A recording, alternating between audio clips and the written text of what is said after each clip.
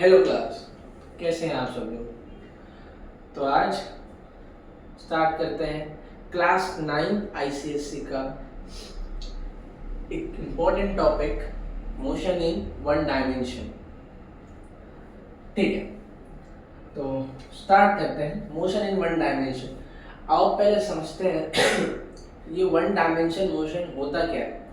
देखो, कोई भी बॉडी दो ही स्टेट में हो सकती है, या तो वो बॉडी रेस्ट में हो सकती है या तो वो बॉडी मोशन में हो। रेस्ट में कोई भी बॉडी को रेस्ट में कब कहा जाता है? देखो, जब कोई भी बॉडी सराउंडिंग के हिसाब से, अकॉर्डिंग टू इज सराउंडिंग, अगर अपने पोजीशन को चेंज नहीं करती है तो कहा जाता है कि body is said to be at rest. और अगर कोई बॉडी अपने सराउंडिंग के रिस्पेक्ट में अपने पोजीशंस को चेंज कर रही है तो कहा जाता है बॉडी इज एट मोशन। अब बात करूं इस वन डायमेंशनल मोशन के बारे में, तो the one dimensional motion is a type of motion जहां पे बॉडी एकदम स्ट्रेट पाथ पे चलती है, स्ट्रेट डायरेक्शन में चलती है। सिंपली मैं कहूँ एक आदमी एक स्ट्रेट पाथ पे दौड़ रहा है, या फिर मैं कहूँ एक कार एक स्ट्रेट पाथ पे चल रही है, एक स्ट्रेट रोड पे चल रही है, ट्रेन एक स्ट्रेट ट्रैक पे चल रहा है। सो मतलब जब कोई भी चीज एक सेम डायरेक्शन में ट्रैवल करती है उसको कहा जाता है वन डायमेंशनल मोशन। तो अगर ये वन डायमेंशनल का मतलब कहूँ तो body is travelling in straight direction, straight direction में चल रही है। ऐसे आपने रेक्टिलिनियर मोशन के बारे में भी सुना होगा, स्ट्रेट लाइन मोशन के बारे में सुना होगा। तो सब एक सेम, सब एक जैसा ही है। ठीक है, इस चैप्टर में आगे चलने से पहले कुछ चीजों के बारे में समझना है, दो क्वांटिटीज के बारे में समझनी है। एक होती है आपकी स्केलर क्वांटिटी और दूसरी होती है आपकी वेक्टर क्वांटिटी। सबसे पहले आइए समझते हैं कि स्केलर क्वांटिटी क्या होता है। मैं अगर स्केलर क्वांटिटी की बात करूं, it is a type of quantity which only depends upon magnitude. मतलब it is a type of quantity which depends on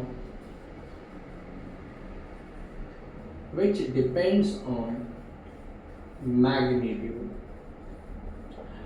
मतलब स्केलर क्वांटिटी सिर्फ और सिर्फ किस पर डिपेंड करती है? मैग्नीट्यूड के ऊपर। मैं अगर बात करूं वेक्टर क्वांटिटी की,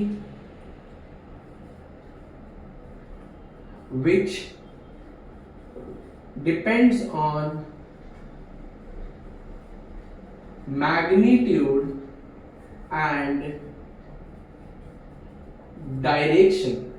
मतलब एक ऐसी क्वांटिटी जो मैग्नीट्यूड पे भी डिपेंड करेगी और डायरेक्शन पे भी डिपेंड करेगी। स्केलर सिर्फ और सिर्फ किस पर डिपेंड करती है? मैग्नीट्यूड के ऊपर डिपेंड करती है। वेक्टर मैग्नीट्यूड पे भी डिपेंड करती है, डायरेक्शन पे भी डिपेंड करती है। अब अगर मैं बात करूं इस टर्म मैग्नीट्यूड की, कंफ्यूजन यह होता है कि ये मैग्नीट्यूड क्या है। तो अगर मैं मैग्नीट्यूड की बात करूं तो मैग्नीट्यूड होती है numerical value into unit, numerical value into unit. For an example, अगर नहीं समझ पा रहे लोग मैग्नीट्यूड का मतलब, तो जैसे कि एक बोर्ड है, इसकी अगर मैग्नीट्यूड बतानी है, सिंपल एक रफ फिगर में कहूँ 2 मीटर का बोर्ड है, तो लाइक 2 मीटर m, 2 बन गया न्यूमेरिकल वैल्यू, मीटर बन गई यूनिट। तो किसी भी चीज की मैग्नीट्यूड बतानी है तो वो सिर्फ और सिर्फ प्रोडक्ट होती है न्यूमेरिकल वैल्यू और यूनिट की। बात करूं स्केलर क्वांटिटी के, तो स्केलर क्वांटिटी के कई एग्जांपल्स हैं। मैं जैसे कह सकता हूं डिस्टेंस हो गया, ऐसी यूनिट जो सिर्फ और सिर्फ मैग्नीट्यूड पर डिपेंड करती है। डिस्टेंस हो गया, टाइम हो गया, टेम्परेचर हो गया, मास हो गया, प्रेशर हो गया। ये सब किसके एग्जांपल्स होंगे? स्केलर क्वांटिटी के। बात करूं अगर वेक्टर क्वांटिटी के, तो वेक्टर क्वांटिटी के भी कई, इसके सारे जो पहला चैप्टर है मेजरमेंट इन मैथड, उसमें आप लोगों ने इस चीज के बारे में पढ़ा होगा।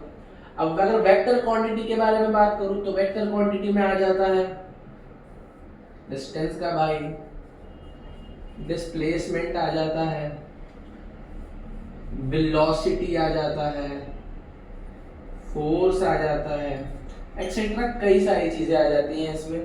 तो सिर्फ स्केलर क्वांटिटी की अगर बात की जाए तो स्केलर क्वांटिटी में सिर्फ कौन आता है, मैग्नीट्यूड पर डिपेंड होता है। एग्जाम्पल में डिस्टेंस, टाइम, टेम्परेचर, मास, प्रेशर।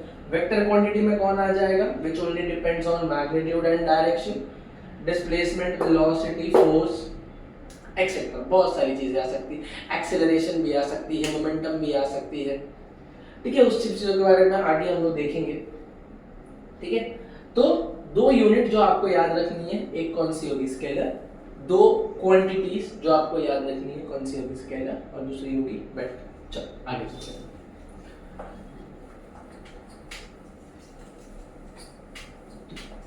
अगर आगे बात करी जाए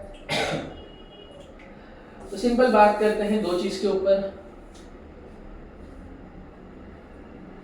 डिस्टेंस एंड डिस्प्लेसमेंट। देखिए अगर डिस्टेंस की बात की जाए तो आओ एक मैप बनाते हैं, मेरे से मेरे घर के, मेरे दोस्त के घर तक का अगर एक मैप मैं बनाऊं,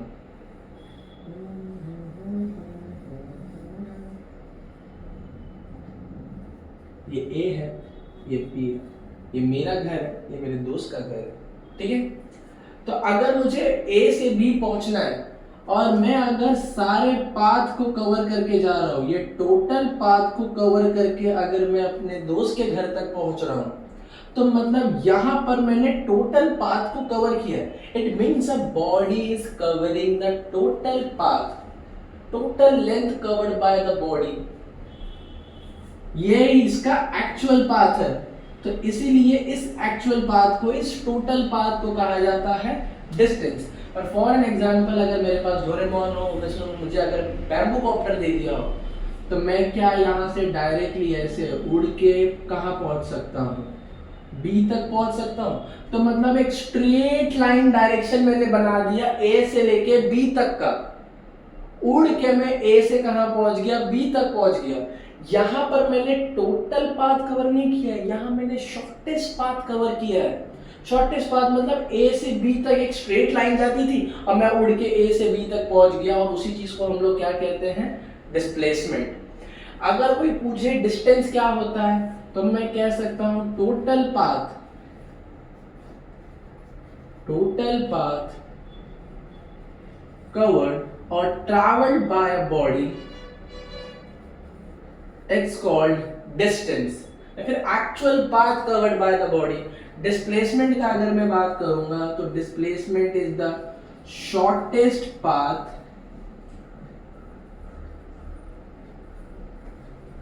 covered by a body। एक बॉडी जब कोई शॉर्टेस्ट पाथ को कवर करती है, छोटे डिस्टेंस को ट्रैवल करती है, छोटे छोटे पाथ को ट्रैवल करती है, उसको हम लोग कहते हैं डिस्प्लेसमेंट। कई और बात की जाए डिस्टेंस और डिस्प्लेसमेंट में अगर बात की जाए, देखिए मैं बता देता हूँ, ये जो पूरा पाथ जा रहा है ये मेरा डिस्टेंस है, और ये वाला जो पाथ है ये मेरा क्या है, डिस्प्लेसमेंट। बात और करूं डिस्टेंस और डिस्प्लेसमेंट के बारे में, तो इतना याद रखना आप लोग, distance can never be negative. Distance कभी नेगेटिव नहीं हो सकता,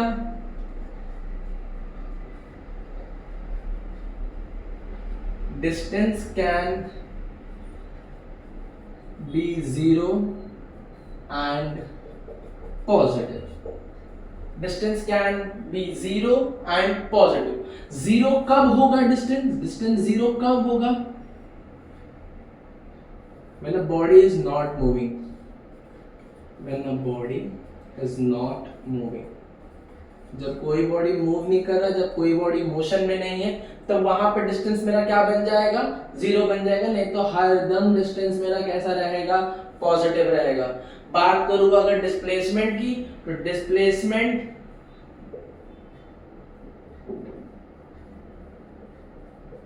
डिस्प्लेसमेंट कैन बी जीरो,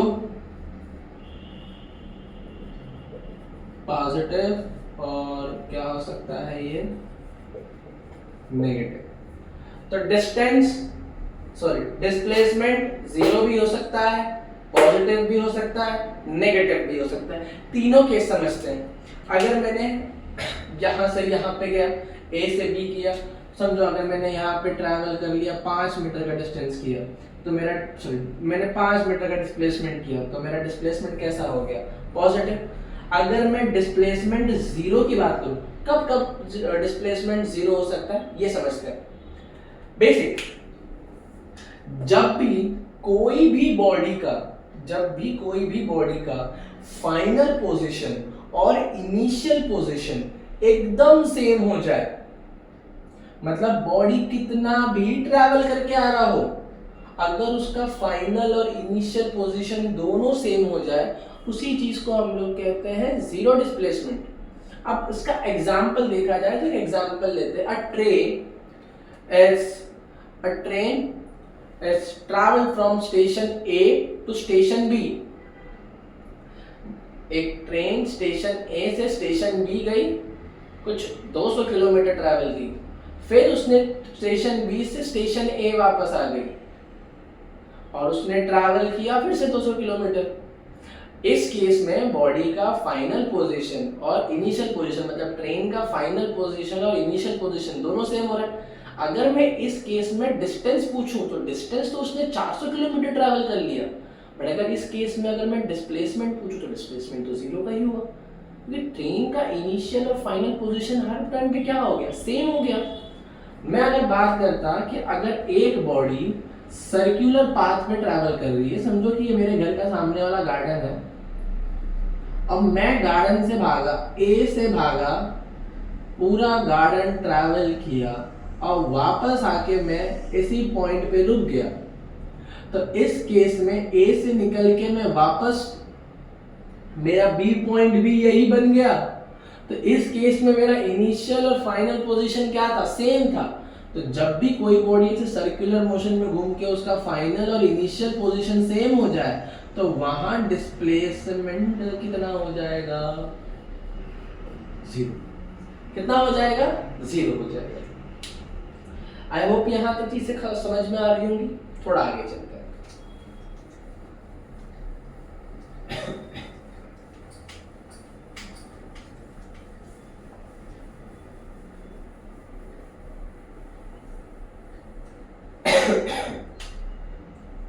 अब अगर मैं बात करूं कुछ और पॉइंट्स की, तो देखिए डिस्टेंस की जो वैल्यू होती है, डिस्टेंस और डिस्प्लेसमेंट की जो वैल्यू आती है, देखिए डिस्टेंस की वैल्यू कभी भी डिस्प्लेसमेंट से कम नहीं हो सकती। और distance is always greater than displacement, और कोई जो डिस्प्लेसमेंट होता है इट्स ऑलवेज लेस देन और इक्वल टू डिस्टेंस। डिस्प्लेसमेंट की वैल्यू या तो डिस्टेंस से कम ही होगी या तो उसके बराबर होगी। कभी भी गलती से डिस्प्लेसमेंट की वैल्यू डिस्टेंस से ज्यादा मत लिख देना, समझे? तो इस पॉइंट का ध्यान रखना। A distance can never be, एक डिस्टेंस जो होता है वो डिस्प्लेसमेंट से ज्यादा ही रहता है, एक डिस्प्लेसमेंट कभी डिस्टेंस से ज्यादा नहीं हो सकता। डिस्प्लेसमेंट डिस्टेंस के बराबर हो सकता है, ज्यादा नहीं हो सकता। इतना पार्ट समझ में आ रहा होगा, ठीक है? अब इसके ऊपर एक क्वेश्चन लेते हैं, एक क्वेश्चन पर डिस्कस करते हैं, ठीक है? ठीक है,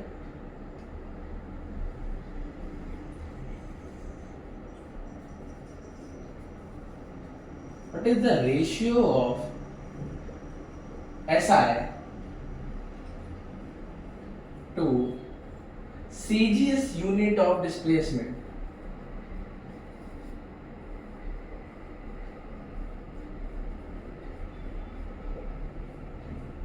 ठीक है, अब अगर मुझे पता करना है what is the ratio of SI to CGS unit of displacement.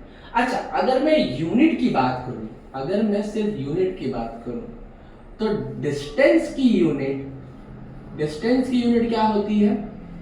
M. M से कौन होता है? मीटर। डिस्प्लेसमेंट की अगर मैं बात करूं, डिस्प्लेसमेंट की भी यूनिट क्या होती है? मीटर। डिस्टेंस डिनोट किससे होता है? Distance denoted by D, displacement is denoted by S. Distance किससे डिनोट होगा? डी से होगा, और डिस्प्लेसमेंट किससे होगा? एस से होगा। अब क्वेश्चन है what is the ratio of SI to CGS unit of displacement. मुझे निकालना है इसका रेशियो। अब अगर मैं लिखूं इसको, अगर मैं सॉल्व करना स्टार्ट करूं, तो SI unit of displacement, displacement की एसआई यूनिट क्या होती है? Metre m, and CGS unit of displacement वो भी क्या होगी मेरी? मीटर का सेंटीमीटर। CGS यूनिट क्या होगी? सेंटीमीटर होगा, CM होगा। अब मुझे इसका रिक्वायर्ड रेशियो निकालना है। अगर मैं इसका निकालूं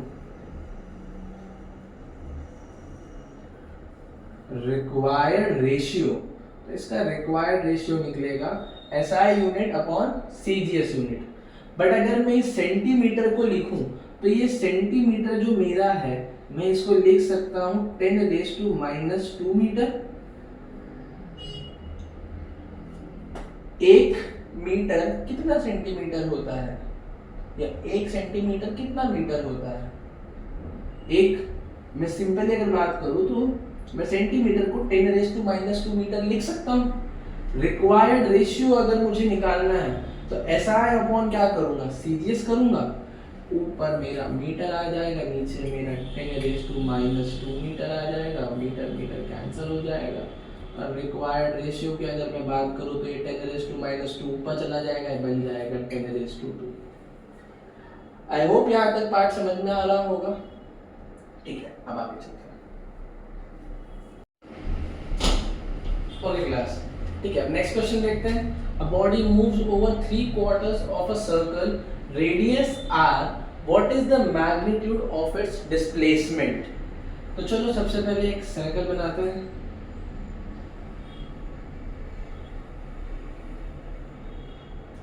ठीक है, थोड़ा सही सर्कल नहीं बना होगा, पर ठीक है, सर्कल ही सही है।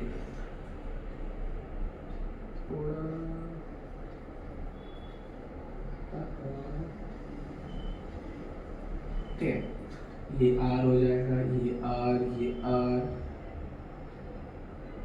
ये R। हर एक पॉइंट को एक नाम दे देते हैं।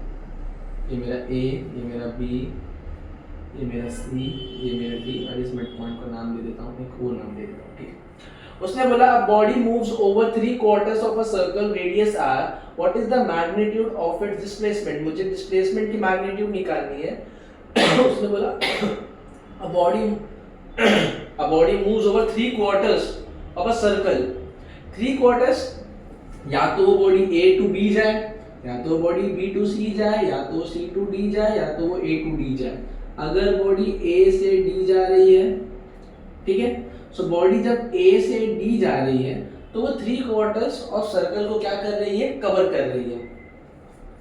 जब वो A से D गई, तो अगर मैं ध्यान से देखूं, तो यहाँ पर मुझे AD की वैल्यू निकालनी है, और ये मुझे एक राइट एंगल ट्राइंगल के फॉर्म में दिख रहा है। सिंपली मैं अगर लिखूंगा इसका सॉल्यूशन, तो सॉल्यूशन बनेगा when body travels from A to D, it covers 3/4 of a circle as at forming a triangle। यहाँ पर एक ट्राइंगल बन रहा है। ट्राइंगल बन रहा है AOD। मुझे अगर AD की वैल्यू लगानी है, तो सिंपली यहाँ पे अगर मैं पाइथागोरस लगाऊं, तो वो बन जाएगा AD² is equals to AO square plus OD square, ये बन जाएगा R square plus R square, तो ये बन जाएगा AD square is equals to 2R square. Square square के लिए हम लोग रूट लगा देंगे, तो यहाँ से AD की वैल्यू मुझे क्या मिल जाएगी, √2/r, और AD का मेरे को मिल जाएगा यहाँ पर magnitude. This is the magnitude of AD when a body is covering 3/4 of a circle radius r। इसके ऊपर मैं एक एरो डाल सकता हूँ, वेक्टर क्वांटिटी है, डिस्प्लेसमेंट में बात होगी, displacement is a vector quantity. हाँ, याद रखिएगा, distance is a scalar quantity.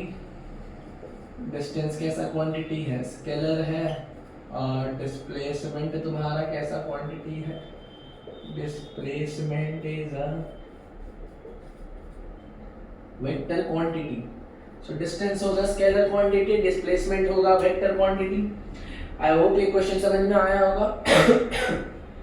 ठीक है, चलिए अब आगे का एक क्वेश्चन और ले लेते हैं।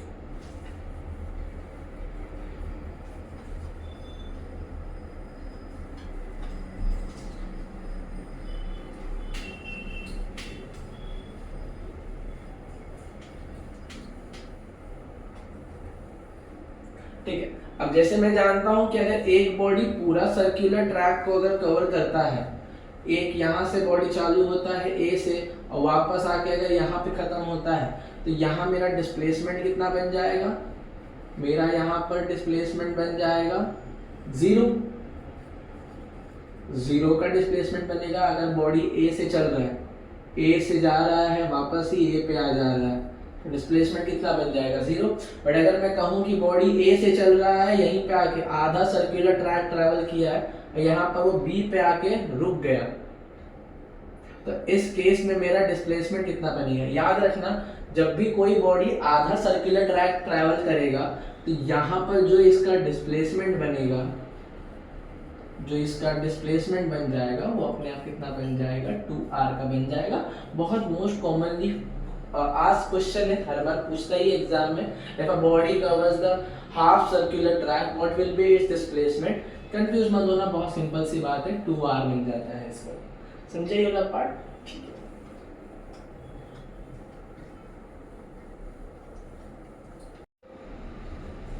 ओके क्लास, आगे का स्टार्ट करते हैं। आगे देखते हैं, डिस्प्लेसमेंट और डिस्टेंस कंप्लीट हो गया था। अब देखते हैं टर्म के बारे में, स्पीड। स्पीड क्या होता है? देखो, स्पीड का मतलब होता है the rate of change of distance with time. Okay, the rate of change of distance is known as speed.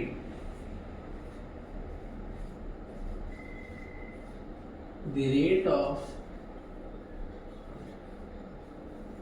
Change of distance is known as speed.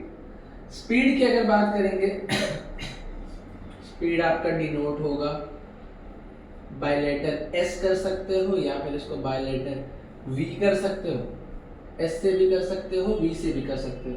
तो स्पीड का फॉर्मूला होता है speed is equals to distance upon time. Speed क्या होता है आपका, distance upon time. It means S is equals to D upon T.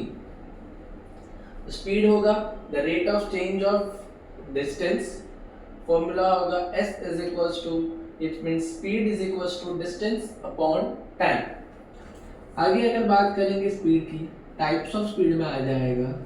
Speed, एक जो स्पीड के बारे में आपको समझना है वो होता है आपका यूनिफॉर्म स्पीड। यूनिफॉर्म स्पीड का मतलब होता है व्हेन अ बॉडी ट्रैवल्स या फिर a body covers equal distance in equal interval of time.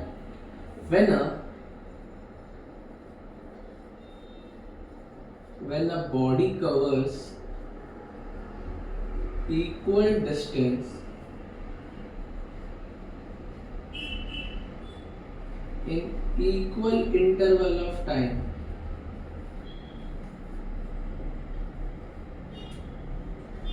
जब फॉर एन एग्जाम्पल, एक एग्जाम्पल देख लेते हैं। समझिए एक बॉडी ने एक सेकेंड में 10 मीटर का डिस्टेंस ट्रैवल किया और फिर अगले ही सेकेंड में उसने 10 मीटर और मतलब 20 मीटर तक चला गया। 3 सेकेंड में 30, 4 सेकेंड में 40, 5 सेकेंड में 50 तक, 5 सेकेंड में 50 तक पहुंच गए। तो इट मीन्स हर एक इंस्टेंट ऑफ टाइम, हर एक सेकेंड वो बॉडी 10 मीटर का डिस्टेंस ट्रैवल कर रही है। So it means it is called as a uniform speed. मतलब एक बॉडी कांस्टेंट स्पीड के साथ चल रही है और हर एक इंटरवल ऑफ टाइम में वो इक्वल डिस्टेंस को ट्रैवल करते हुए जा रही है, कवर करते हुए जा रही है। उसी को हम लोग कहते हैं यूनिफॉर्म स्पीड। इसी का वाइस वर्सा अगर मैं देखूं तो मुझे क्या मिल जाता है, non uniform speed. Non uniform speed का मतलब होगा when a body does not cover equal distance in equal interval of time। जब कोई भी बॉडी कोई भी एक अनइक्वल डिस्टेंस ट्रैवल कर रहा है इक्वल इंटरवल ऑफ टाइम में। जैसे कि बात करते हैं कि बॉडी ने एक सेकेंड में, अगर बॉडी एक सेकेंड में 10 मीटर ट्रैवल कर रहा था, अगले 2 सेकेंड में, दूसरे सेकेंड में उसने 5 मीटर ट्रैवल किया, अगले 3 सेकेंड में उसने 7 कर लिया, अगले 4 सेकेंड में बॉडी ने फिर 10 कर लिया। सो इस केस में जो बॉडी का मोशन हो रहा है, जो बॉडी डिस्टेंस ट्रैवल कर रही है, उसमें चेंजेस आ रही हैं। हर एक इंटरवल ऑफ टाइम पे वो सेम नहीं कर पा रहा है, इसीलिए वो आ जाता है मेरा नॉन यूनिफॉर्म स्पीड। यूनिफॉर्म का मतलब होगा equal distance in equal interval of time. Non uniform का मतलब होगा unequal distance in equal interval of time. तीसरा जो आता है मेरा स्पीड, उसको कहते हैं instantaneous speed. Instantaneous speed, instantaneous speed. Instantaneous speed जैसे कि आप कभी बाइक चलाते हैं, एक्टिवा चलाते हैं, कार चलाते हैं, तो हर एक instant the speed of an object at every instant of a time, या फिर जो डिस्टेंस का बस अगर इंस्टेंटेनियस स्पीड की बात करूं तो कोई भी बॉडी का स्पीड हर एक सेकेंड पे, हर एक इंस्टेंट पे जो होता है उसी को कहते हैं इंस्टेंटेनियस स्पीड। जब भी आप कभी इसको हम लोग मेजर कर लेते हैं with the help of speedometer से, हम लोग इंस्टेंटेनियस स्पीड को मेजर कर लेते हैं। जैसे कि अगर मैंने अभी गाड़ी चालू की, मैंने तुरंत एक्सीलेटर दिया, गाड़ी मेरी आगे बढ़ी, सो एट दैट केस मेरे बॉडी का क्या स्पीड होगा वो तो मुझे स्पीडोमीटर बता देगा, एट दैट इंस्टेंट ही बता लेगा। तो इसीलिए at any instant the speed of the body is known as instantaneous speed. Fourth जो सबसे ज्यादा पूछा जाता है आपको, एवरेज स्पीड। एवरेज स्पीड क्या होती है पहले समझते हैं। एवरेज स्पीड निकालने का फॉर्मूला होता है, और एवरेज स्पीड होती है, average speed is equals to total distance upon total time. जैसे कि अगर मैंने कहा कि एक बॉडी ने 1 घंटे में 100 किलोमीटर किया, फिर अगले 2 घंटे में उसने 150 किलोमीटर किया, अगले 3 घंटे में उसने कुछ 100 मीटर वापस किया।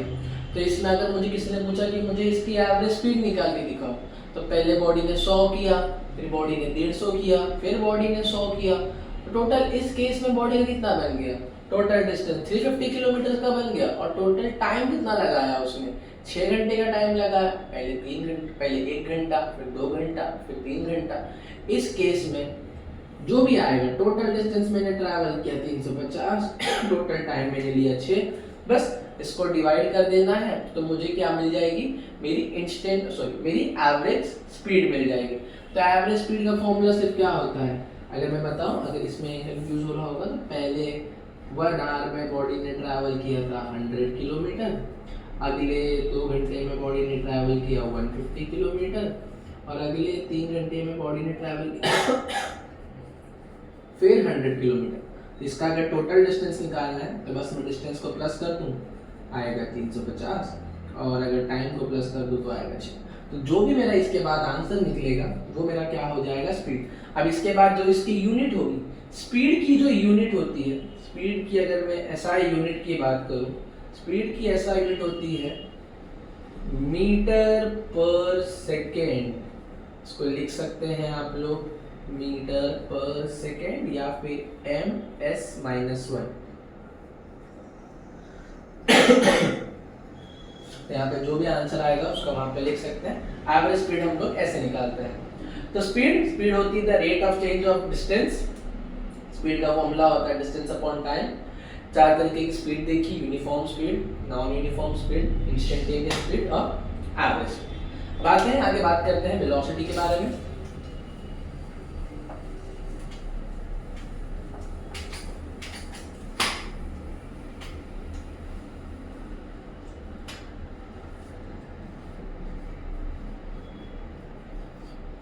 वेलोसिटी जैसे कि अगर मैं सबसे बता दूं, स्पीड जो थी मेरी वो थी मेरी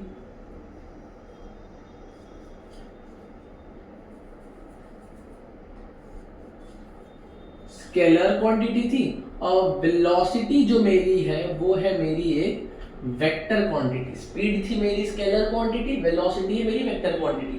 वेलोसिटी का मतलब होता है the rate of change of position of a body in a specific direction, in a given direction. The rate of change of body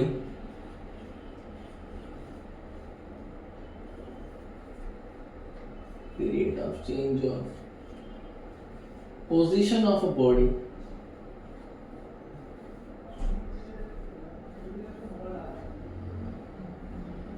in a given direction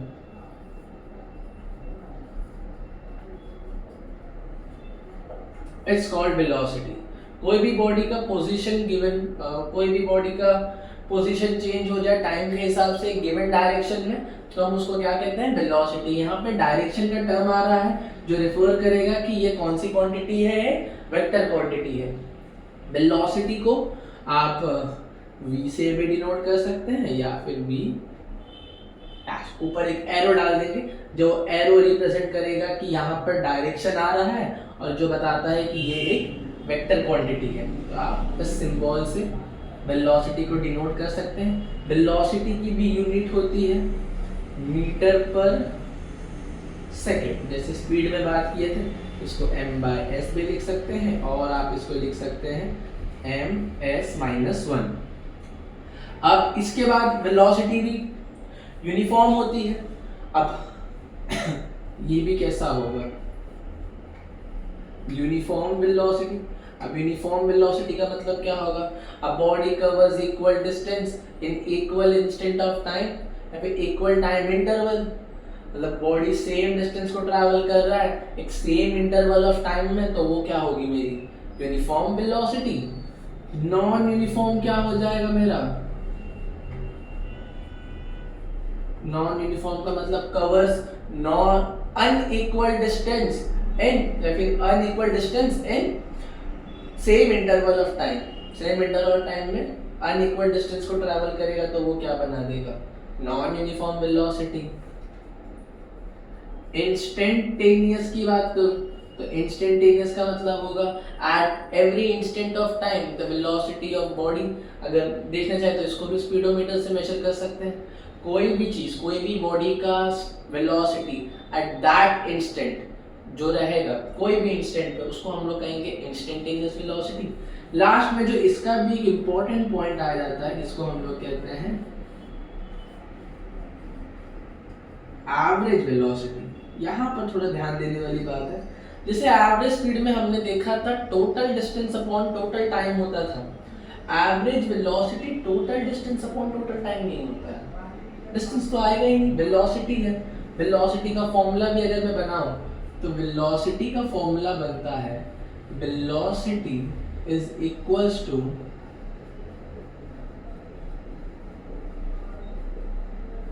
displacement upon time. Velocity का formula होता है displacement upon time. और अगर मैं बात करूं average velocity की, तो एवरेज वेलोसिटी मेरा बन जाएगा